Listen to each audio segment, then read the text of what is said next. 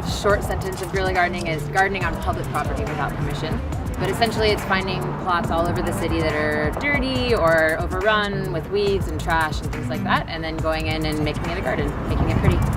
It's fun to have that sort of sense of danger, even though there's no real danger of anything really happening, because if anybody stops us or anything like that, it's always like, what are you guys doing? We're gardening. And wait, and they're like, okay, good, and they leave.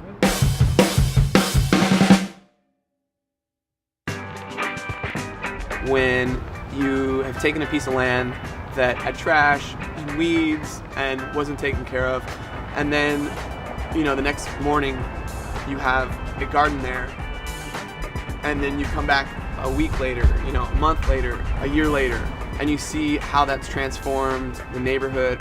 It's a really great feeling to know that you caused the change. We originally started at night. That was sort of the guerrilla. Someone went to bed with no garden and then woke up and walked out and saw a garden. That's a cool element. So I think that's something I get out of it. But I think the most important for me is building community. You guys want a garden? Yeah? Seriously, you want? Grab a shovel.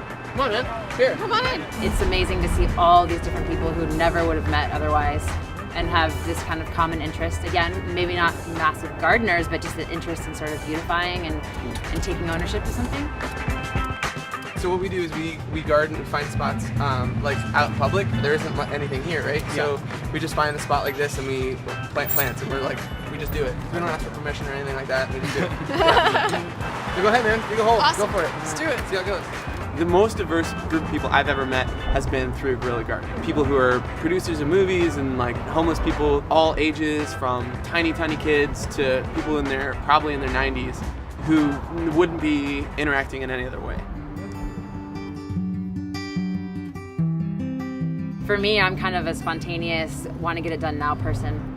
That's what's great, because I could right now say, oh, I see a spot, and then tomorrow show up with plants and put it in. I heard about guerrilla gardening a few months before my birthday, and I was like, oh, that'd be a great idea to do that. Rather than going out to a bar and getting drinks or whatever, hey, everybody, we're going to make a garden, bring some plants. Kenneth and I actually dated for, a year, I think. And so actually when we did our first garden, it was for his birthday and we were dating, and then decided it'd be awesome to try to start a company together. We did, and now we're here and it's worked out. We put up a website so that people could get the information. It wasn't meant to be like this organization or anything like that. It just became that afterwards. Do you want the Kalanchoe on this side? We worked really hard to, remain friends and keep it kosher and great, and and I'm glad actually. I don't think we would be friends without guerrilla gardening. Guerrilla gardening has really changed the way that I've looked at the world in general. I'm constantly looking for a place to put a garden. My mom always makes fun because she used to make my brother and I, weed or do stuff in her yard, but we hated it. And now I'm running a gardening organization. I learned actually that there's something really great about touching dirt and being and it sounds a little cheesy, but to be kind of one with the earth and actually get in there and do that, which I think in a city like LA, a lot of people don't get to do that because you don't have a backyard. It's most important to know that if you want to do it, you can, and you should do it tomorrow. I mean, it's easy.